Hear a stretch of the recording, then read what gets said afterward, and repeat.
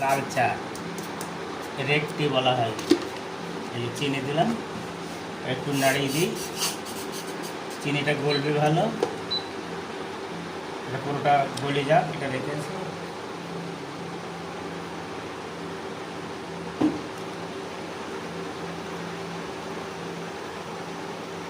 চিনিটা এখনো গলেনি, চিনিটা ফুটছে।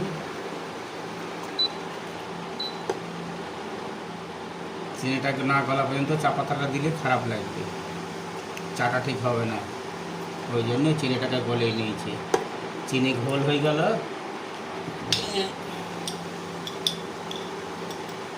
1 কাপ চা, পরিমাণ মতো চা পাতা,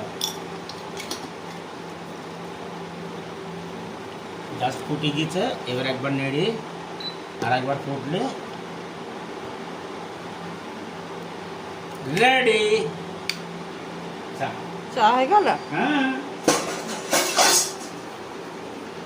চা শেষ।